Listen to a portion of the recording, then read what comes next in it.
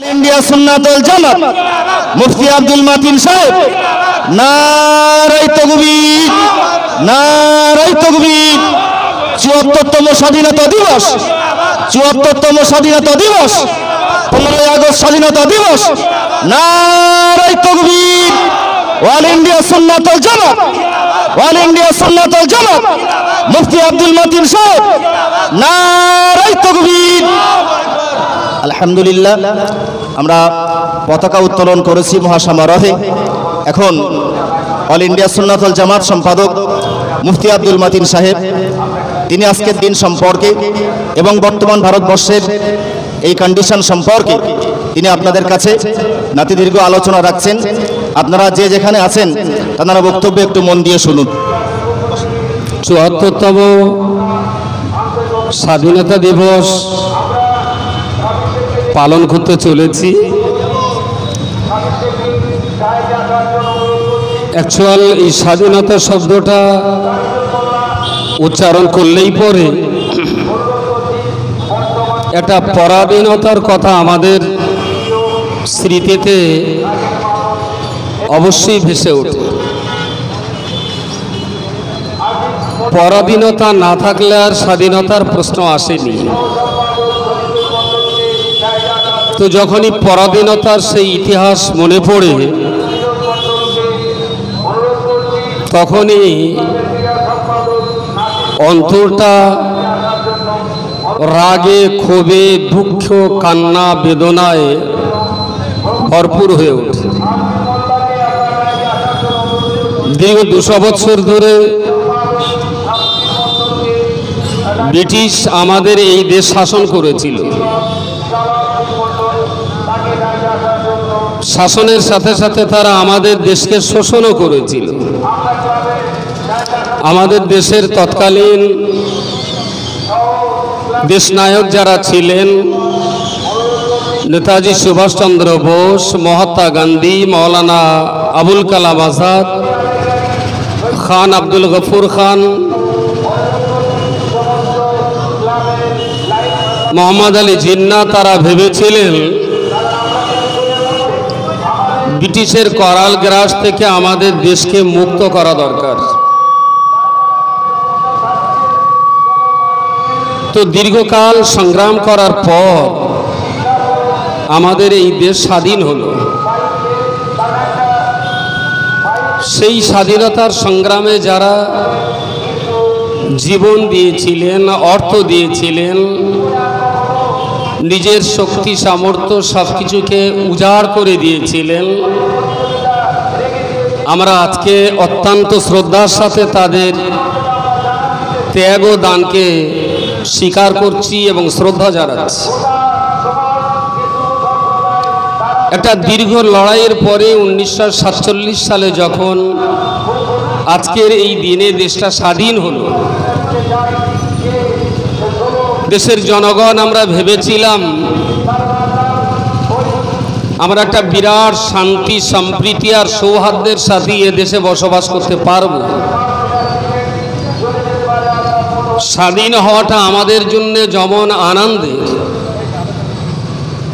ঠিক সমানভাবেই 1947 সালের এই দিনটা একটা মারাত্মক বিপর্যয় ডেকে আনলো আমাদের জন্যে। সেটা হলো পাকিস্তানকে ভারত থেকে আলাদা করে দেওয়া, দেশ বিভাজন। এই দেশ বিভাজন আমরা চাইনি। আমরা চেয়েছিলাম দেশের সবাই মিলে লড়াই সংগ্রাম করে বিদেশি শত্রুকে তাড়িয়ে আমরা দেশটাকে স্বাধীন করেছি। সবাই মিলে আমরা এই দেশটাকে ভোগ করব, উপভোগ করব। কিন্তু ব্রিটিশ ষড়যন্ত্রের শিকারী বলি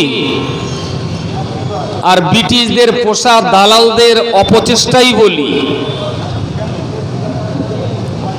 শ্যামাপ্রসাদ মুখার্জির মতো মানুষ, নাথুরাম গডসের মতো মানুষ, তারা কঠিন ষড়যন্ত্রের ভিতর দিয়ে দেশটাকে বিভাগ করে দিল। এবং সেই বিভাগের ষড়যন্ত্রের শিকার হলেন মোহাম্মদ আলী জিন্নাহ। তিনিও মেনে নিলেন। মৌলানা আবুল কালাম আজাদ দেশ বিভাজন চাননি। দুর্ভাগ্যজনকভাবেই দেশ স্বাধীনতা পূর্ণ হলো, আজ ৭৩ বছর পেরিয়ে গেল। স্বাধীনতার সংগ্রামের এক মহান দিকপাল নেতাজি সুভাষচন্দ্র বসুর আজও সঠিক তথ্য আমাদের জানা হলো না। দেশের স্বাধীনতার পিছনে যার বিরাট অবদান, সেই মানুষটার ইতিহাস আজও দেশবাসী জানতে পারল না। এটাও ব্রিটিশদের আর এক চরমতম ষড়যন্ত্র। অত্যন্ত দুঃখের সঙ্গে বলতে হয়, দেশটা বিভাজন করে পাকিস্তান আর হিন্দুস্তানে আলাদা করে দিয়ে ব্রিটিশ শক্তি এই দেশের মাঝখানে আর এক বিষ বৃক্ষ রোপণ করে গেল। আজও আমরা সেই বিষ বৃক্ষের বিস্ময় ফলকে সাংঘাতিকভাবে অশান্তির আগুনে জ্বলছি। আজকের দেশ স্বাধীন হওয়ার ৭৩ বছর পরে ৭৪তম স্বাধীনতা দিবসের দিনে দাঁড়িয়ে আজও আমাদের জীবনের বড় চ্যালেঞ্জ হয়ে দাঁড়িয়েছে। হিন্দু, মুসলমান, শিখ, ইসাই, জৈন, বৌদ্ধ, খ্রিস্টান কিভাবে আমরা মিলেমিশে দেশে বসবাস করব।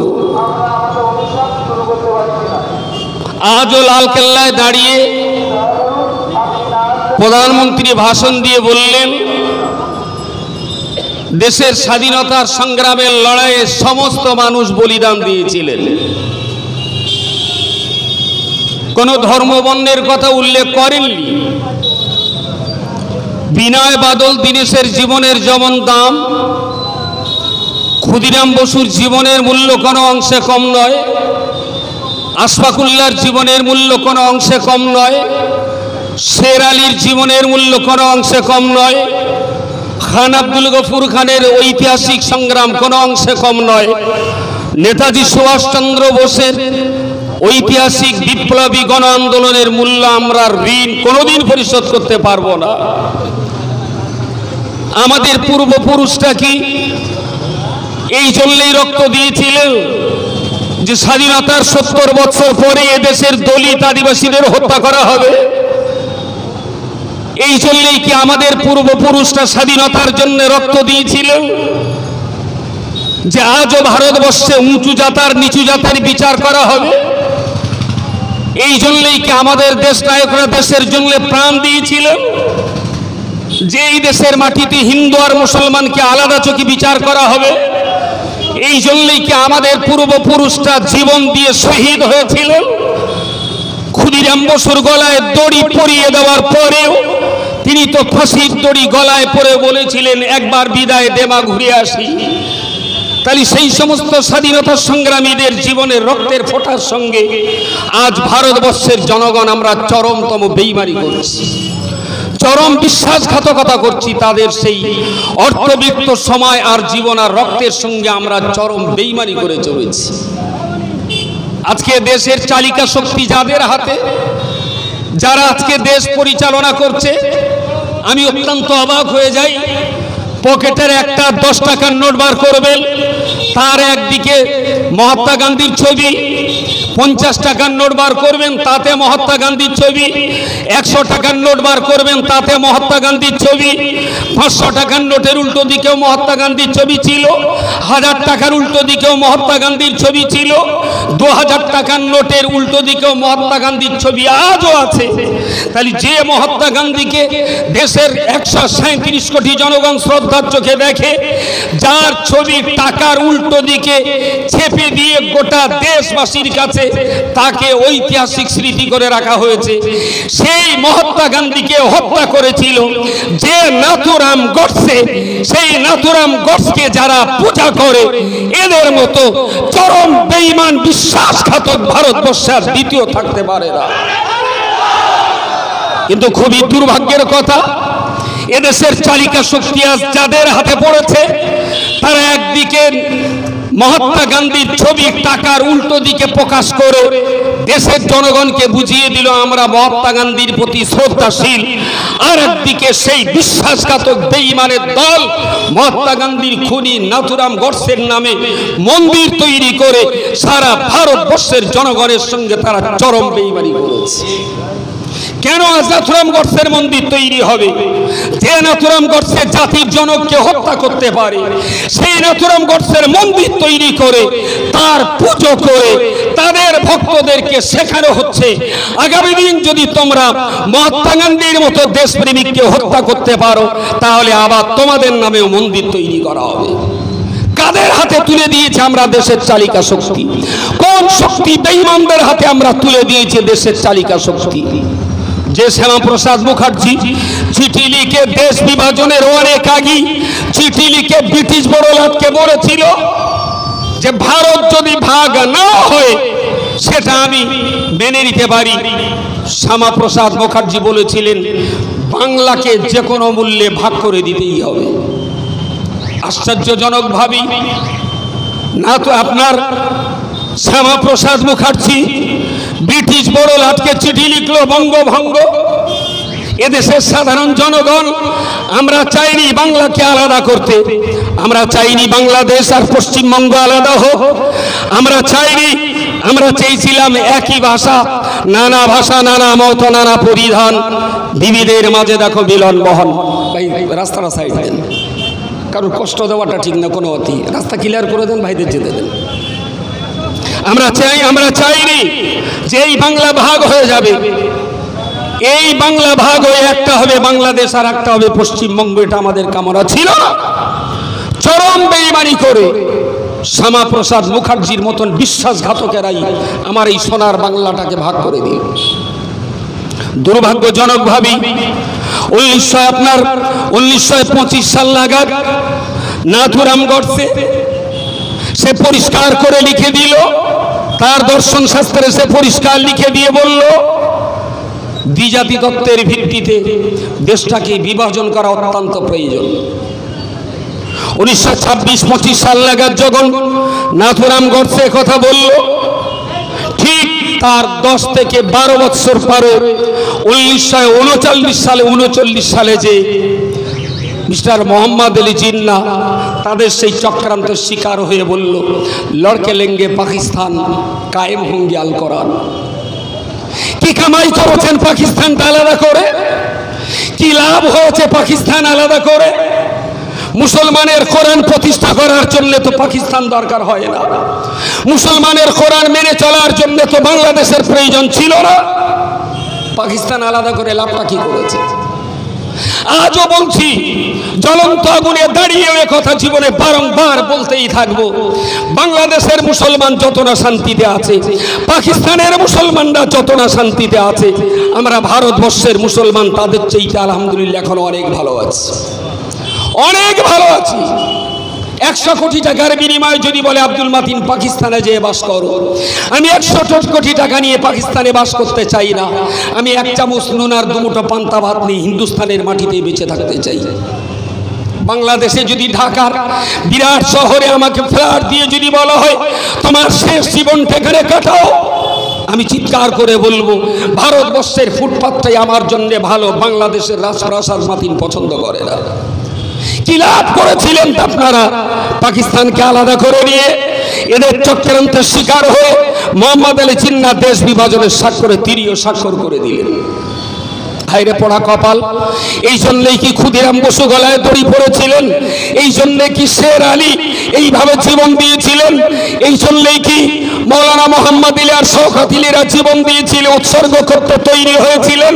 এই জন্যই কি খান আব্দুল গফর খান তিনি ব্রিটিশের বিরুদ্ধে জীবন মরণকে চ্যালেঞ্জ জানিয়ে তিনি লড়াই করেছিলেন? না, যারা দেশের জন্য জীবন দিয়েছিলেন তারা সবাই ভেবেছিলেন এ দেশে আমরা জাতির বিচার থাকবে না, ধর্মের বিচার থাকবে না, রঙের বিচার থাকবে না, কোনো উঁচু নিচু ভেদাভেদ থাকবে না। এক প্লেটে বসে বাউন যদি খায় সেই প্লেটের উল্টো দিকে দলিত আদিবাসীরা তারাও খাবে, যে প্লেটে হাজি আর মাওলানা খাবে সেই প্লেটে চাষি মুচি মেথর তারাও খাবে। দেশটা মিলেমিশে একাকার হয়ে থাকবে, বিশ্ব সবাই ভারত আবার শ্রেষ্ঠ আসল হবে। কিন্তু খুবই দুর্ভাগ্যজনকভাবে ব্রিটিশদের পুঁতে দেওয়া, ব্রিটিশদের রেখে যাওয়া সেই বিষ বৃক্ষের বিস্ময় ফল আজকে ভারতবর্ষে ফলেছে। আমরা আজ দেখতে পাচ্ছি একদিকে আফরাজুলের হত্যা, আর একদিকে শফিউল্লাহর হত্যা, আর একদিকে জোনায়েনের খুঁজে পাওয়া যায় না, আর একদিকে এর বা আপনার খানকে খুঁজে পাওয়া যায় না। কার ফ্রিজে গরুর গোশত, কার বাড়িতে গরুর গোশত এটা খোঁজার মানুষ পাওয়া যায়, কার ভাতের হাঁড়িতে আর পেটে ভাত নেই সেই লোকটা খোঁজার মানুষ আর ভারতবর্ষে পাওয়া যায় না। খুবই দুর্ভাগ্যজনকভাবে আজ ভারতবর্ষে যেদিকে পরিচালিত হচ্ছে, যদি এইভাবেই পরিচালিত হতে থাকে তাহলে আগামী 50 বছরের ভিতরে এই ভারতবর্ষকে আবার ব্রিটিশটাই আবার শাসন করবে। কিছু করার নেই। দেশের টাকা তো ললিতমতি আমি নীরব মোদীদেরকে দিয়ে দেশের টাকা বিদেশে পাচার করে দেওয়া হলো। দেশের শিক্ষা দীক্ষার হাল খারাপ হয়ে গেল, অর্থনৈতিক পরিস্থিতি চরমভাবে ক্ষতিগ্রস্ত হয়ে পড়ল। দেশের জনগণের জান প্রাণ উষ্টাগত হয়ে গেল। নারী তার ইজ্জত পায় না, মা তার মাতৃত্বের সম্মান থেকে বঞ্চিত হচ্ছে, নওজওয়ান যুবক তারা বেকার হয়ে পড়ছে। গোটা দেশ আজ এক চরমতম অস্থির পরিবেশের মাঝখানে পড়ে গেছে। বাবরি মসজিদ কোর্টের রায় হয়েছে, ওখানে মন্দির তৈরি হবে। করুন আপনারা আপনাদের মন্দির তৈরি করুন, এতে আমাদের কোনো ব্যথা বেদনা নেই, যন্ত্রণা নেই। হাজারো মন্দির তো করা যেত দেশে। করোনা আবহাওয়ার এই চরম পরিস্থিতিতে ওটা তো 2 মাস 6 মাস পরেও করা যেত। এত অস্থিরতার কিছু ছিল না তো।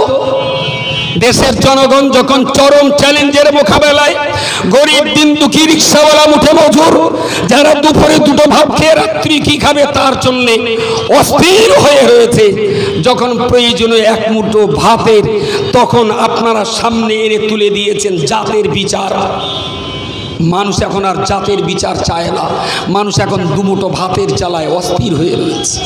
সুতরাং আজকে ৭৪তম স্বাধীনতা দিবসে দাঁড়িয়ে আমাদের শপথ বাক্য নিতে হবে, আমাকে ঐক্যের বার্তা নিতে হবে। হিন্দু মুসলমান শিখ ইসাই যখনই আলাদা কোনো প্রশ্ন দেখবেন যে মুসলমান আলাদা হয়ে যাও, জানবেন এরা আরএসএস এর গুপ্তচর। যখনই বলবে হিন্দু আলাদা হয়ে যাও, জানবেন এরা আরএসএস এর গুপ্তচর। যখনই বুঝবেন দলিত আদিবাসী তোমরা আলাদা হয়ে যাও, তখনই বুঝবেন এরা আরএসএস এর বিষবৃক্ষ। দেশকে স্বাধীন করেছিলাম সবাই মিলে, বিভাজন হতে আমরা দেব না। হিন্দু মুসলমান শিখ ইসাই দলিত শিডিউল কাস্ট শিডিউল ট্রাইব আমরা সবাই মিলেমিশে এক হয়ে লড়াই সংগ্রাম করে দেশটাকে আবার দেশের সম্মানের জায়গায় ফিরিয়ে দেওয়ার চেষ্টা করব। সুতরাং দেশ এখন চরম অগ্নিগর্ভ পরিস্থিতিতে একটা কাঁটা তারের উপর দিয়ে দেশটা চলছে। রাম মন্দির তৈরি হবে, শিলান্যাস হয়েছে, আমার হিন্দু ভাইরা বিরাট আনন্দিত। Very good. ধর্মের কাজ হয়েছে, ধর্মের ভিত্তিতে আপনি আনন্দ পাওয়াটাই আপনার জন্য খুব ভালো, খুবই ভালো। ভারতবর্ষ তো আপনারা দুর্গা মাকে পূজা করেন, কালী সরস্বতী লক্ষ্মী মাকে পূজা করেন, যারা রামটা আপনার ঘাড়ে চাপিয়ে দিয়েছে, আপনি কি পেরেছেন দুর্গা সরস্বতীকে তাদের ঘাড়ে চাপিয়ে দিতে? আপনি কি পেরেছেন লক্ষ্মী ঠাকুরকে তাদের ঘাড়ে চাপিয়ে দিতে? যে হিন্দি বলয়ের রামকে আমরা পুজো করছি, বাঙালি বলয়ের দুর্গা সরস্বতীকেও আপনারা পুজো করুন। বাঙালির মাথায় কাঁটাল রেখে আশকোষ তুলে খাওয়া হচ্ছে। বাঙালি অদ্ভুত উন্মাদনার শিকারে পরিণত হয়েছে। ধর্মের জায়গায় থাক, আপনি আপনার জায়গায় ধর্ম করুন, আমি আমার জায়গায় ধর্ম করি। মসজিদে আমি মুসলিম, মন্দিরে আপনি হিন্দু। মনে রাখবেন ধর্মটা যার যার, কিন্তু দেশটা আমাদের সবার।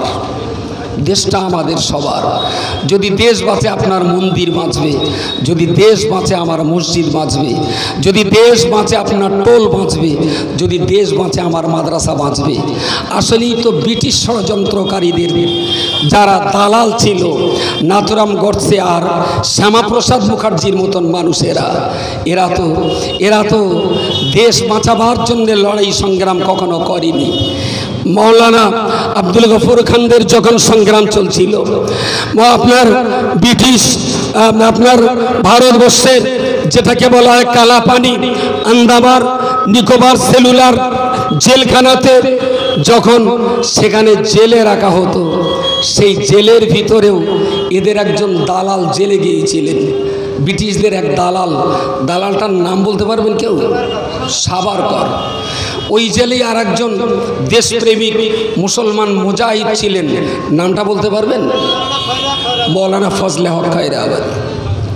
মৌলানা ফজলে হক খায়রাবাদীকে যে জেলখানায় রাখা হয়েছিল, সেই জেলখানাতেই সাভারকরকে রাখা হয়েছিল।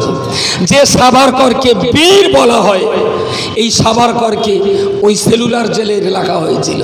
মৌলানা ফজলে হককে যখন এলাহাবাদ হাইকোর্টে তোলা হয়েছিল, তো উকিল ওনার কানে কানে বলে দিলেন যে লাটকে মারার জন্য আপনি ষড়যন্ত্র করেছিলেন, আজকে কাঠগড়ায় উঠে একটু বলবেন যে এটা আমার ভুল হয়ে গেছে, বা আপনি চুপ করে থাকবেন, আমি আপনাকে মুক্তির ব্যবস্থা করিয়ে দেব। মৌলানা ফজলে হক খায়রাবাদী বললেন ঠিক আছে।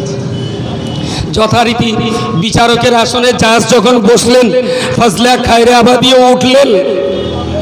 বিচারক জিজ্ঞেস করলেন, ওর পক্ষের উকিল জিজ্ঞেস করলেন, তুমি ব্রিটিশ লাটকে মারার ষড়যন্ত্র করেছিলে? মৌলানা ফজলে হক খায়রাবাদী বললেন, ষড়যন্ত্র করেছিলাম, মারতে পারিনি, তবে জীবনে সুযোগ পেলে ব্রিটিশ বড় লাটকে আমি মারবই মারব। এর নাম ফজলে হক খায়রাবাদী। ওনাকে জেলখানায় দিয়ে দেওয়া হলো। এলাহাবাদ জেলখানায় যখন দেওয়া হলো, প্রতিদিন 2 পিস করে রুটি দেওয়া হতো খাওয়ার জন্যে। 24 ঘন্টায় 2 পিস রুটি দেওয়া হতো। একটা রুটি উনি খেতেন, আর জেলখানার চুলোর কয়লার কালি দিয়ে আর একটা রুটির উল্টো পিঠে এপিটো পিঠে লিখে দিতেন যে পরবর্তী ব্রিটিশ বিরোধী আন্দোলনটা কিভাবে করা হবে। সারাদিনের ভিতরে যখনই সময় পেতেন, ওই রুটিটা দলাসলা করে একটু কিছু দিয়ে বেঁধে জেলের পাঁচিল টপকে বাইরে ফেলে দিতেন।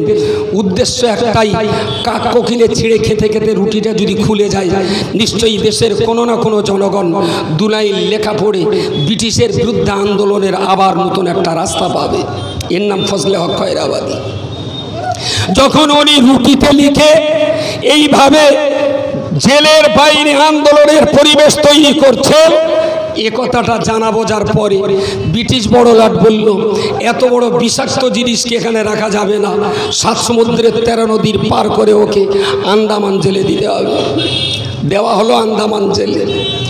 আন্দামান জেলে মৌলানা ফজলে হক খায়রাবাদীর মতো এত বড় একজন আলেমকে জেলখানায় তার কাজ দেওয়া হলো টয়লেট পরিষ্কার করা। কেন না, ব্রিটিশ বিরোধী বড় সংগ্রাম করত, তোর শাস্তিটাও বড় হবে, টয়লেট পরিষ্কার করতে হবে। একটা হাফ হাতা জামা আর একটা শর্ট প্যান্ট পরিয়ে দেওয়া হলো। উনি ওই শর্ট প্যান্ট আর হাফ হাতা জামা পরে প্রতিদিন সকাল হলে একটা বালতি, একটা ঝাঁটা আর টয়লেট পরিষ্কার করে একটা ব্রাশ নিয়ে টোটাল আন্দামান সেলুলার জেলে, আমি জেলখানার সব সেলগুলো খুলতে পারিনি, তবে তার 2-3টে বিল্ডিং ভেঙে দিয়ে এখন হসপিটাল করা হয়েছে। আমি চরম দুঃখিত এটা করার জন্যে। ঐতিহাসিক স্মৃতি ধরে রাখা দরকার ছিল। সেই জেলখানার 2-3টে পার্ট ভেঙে দেওয়া হয়েছে। তো যাই হোক, এত বড় বিরাট একটা জেলখানার সমস্ত টয়লেটগুলো পরিষ্কার করতে হতো মৌলানা ফজলে হক খায়রাবাদী।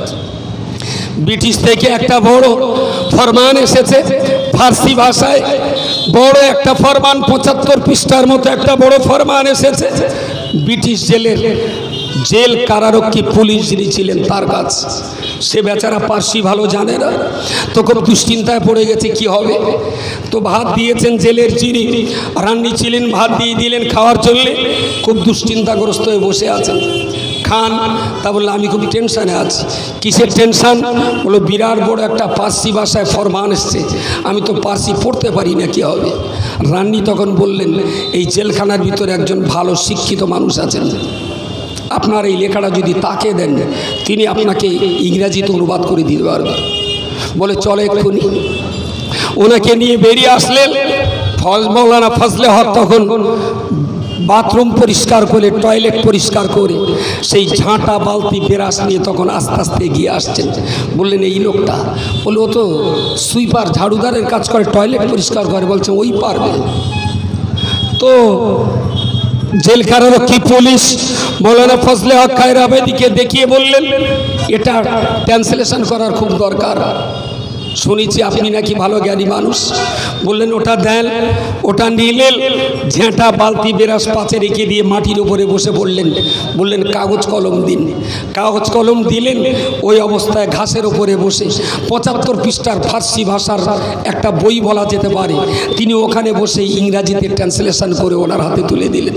এর নাম ফজলে হক খায়রাবাদী।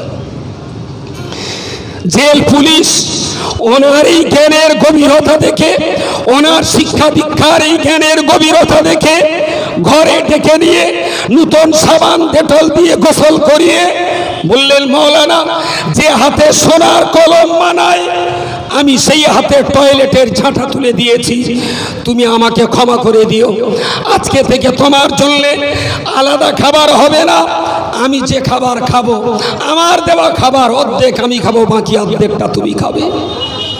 মৌলানা ফজলে হক খায়রাবাদীর সামনে একটা কাগজ কলম দিয়ে বললেন মৌলানা আপনার মতো জ্ঞানী মানুষ জেলখানায় থাকলে আমি এই জেলের দরওয়ান থাকতে পারবো না, এটা আমার জন্য বড় লজ্জা, বড় অপমানের।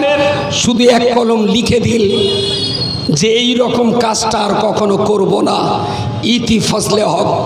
শুধু একটা কথা লিখে দিন। বললেন আপনি আমি লিখে দিলে কি করবেন? বললেন এটা আমি ব্রিটিশ বড়লাটকে পাঠিয়ে দিয়ে আপনাকে এই জেল থেকে মুক্তির ব্যবস্থা করে দেব। মৌলানা ফজলে হক খায়রাবাদী আগুনের মতো, স্ফুলিঙ্গের মতো চিৎকার করে দাঁড়িয়ে বলেছিলেন এই জেলখানা থেকে মুক্তি পাওয়ার জন্য আমি ব্রিটিশের কাছে মুচরিকা দিয়ে দেশের 120 কোটি মানুষের সঙ্গে বেঈমানি বিশ্বাসঘাতকতা করতে পারবো না। এর নাম মৌলানা ফজলে হক খায়রাবাদী। ঠিক সেই জেলখানার উপরের তলায়, দোতলায় যিনি থাকতেন সাভারকর, তিনি যে ঘরে থাকতেন আমি সেই ঘর ঘুরে এসেছি, আমি চোখে দেখা লোক বলছি। যে ছেলে সাভারকরকে রাখা হতো সেখানে লেখা আছে 1911 সালে সাভারকরকে জেলখানায় দেওয়া হয়, 1919 সালে সাভারকরকে জেল থেকে মুক্তি দেওয়া হয়। বিকজ 1916, 17, 18 পর পর 3 বার তিনি ব্রিটিশকে চিঠি লিখেছিলেন যে যতদিন বাঁচব ব্রিটিশ বিরোধী আন্দোলন আর করব না, যতদিন বাঁচব ব্রিটিশটা ভারত শাসন করবে, আমি সাভারকর ব্রিটিশের উপকার করা ছাড়া কখনো ক্ষতি করব না। সাভারকর মুচলেখা লিখে দিলেন। 1919-20 সালে তার জেল থেকে মুক্তি পেল। বাকি যতদিন বেঁচে ছিল সাভারকর ব্রিটিশদের গোয়েন্দা হয়ে কাজ করেছিল এই দেশ। আজকে সেই সাভারকর হলো পীর, আর মৌলানা ফজলে হক খায়রাবাদী হলেন দেশের জঙ্গি, তাই না? এরা দেশপ্রেমিক হতে পারেনি। সুতরাং যে জায়গায় আজকে আমরা এসে দাঁড়িয়েছি, আবার বলবো হিন্দু মুসলমান করে দেশটা একবার ভাগ করে সর্বনাশ করেছেন। দয়া করে আর হিন্দু মুসলমান, শিখ, ইসাই, দলিত, আদিবাসী, এসসি, এসটি করে দেশটাকে পুনরায় আগুন জ্বালাবেন না। এদেশ সবার, এদেশ হিন্দুর, এদেশ মুসলিমের, এদেশ ইহুদির, এদেশ খ্রিস্টানের, এদেশ দলিতের, এদেশ আদিবাসীর, এদেশ শিডিউল কাস্টের, এদেশ শিডিউল টাইপের, এদেশ মতুয়াদের, এদেশ পিছিয়ে পড়াদের। সুতরাং এদেশে সবাই সমান অধিকার নিয়ে বাঁচবে, সবাই মিলেমিশে হাতে হাত দিয়ে ভারত আবার কিভাবে জগৎ সভায় শ্রেষ্ঠ আসন পাবে, আমরা আজকে সেই শপথ গ্রহণ করি। এবং যে সন্ত্রাসবাদী, যে জঙ্গিদের হাতে আজকে, আরএসএস এর মতো দেশদ্রোহীদের হাতে আজকে দেশের চালিকা শক্তি পড়ে গেছে, আরএসএস এর মতো ব্রিটিশের পোষা দালাল আর গুন্ডাদের হাতে দেশের চালিকা শক্তি পড়ে গেছে, এদের হাত থেকে দেশকে মুক্তি পাইয়ে দেওয়ার জন্য আসুন দেশের জন্য আর একবার প্রাণ দিতে হবে। দেশের জন্য আর একবার ক্ষুদিরামকে ফাঁসির দড়ি গলায় পড়তে হবে। দেশের জন্য আর একবার আশফাকুল্লাহর মতো জীবন হুকুম দিতে হবে, তাহলে দেশের ইজ্জত আমরা রক্ষা করতে পারবো। এই গুটি কত কথা বলে মুরারশাহ চৌমাথার মতো একটা জনবহুল এলাকাতে Hasnabad block all India Sunnatul জামাতের পক্ষ থেকে আজকে যে আয়োজন করা হয়েছে, যারা সহযোগী, যারা হিতাকাঙ্ক্ষী, স্থানীয় পথচারী, ক্রেতা বিক্রেতা, সকল ধর্ম বর্ণের সকল শ্রেণীর মানুষের প্রতি আমি কৃতজ্ঞতা, শ্রদ্ধা, ভালোবাসা ও স্নেহাশী জানিয়ে আমার ছোট্ট আলোচনা বিশেষ করছি। আমার ভাই শ্রদ্ধেয় ভাজন আলাস মাওলানা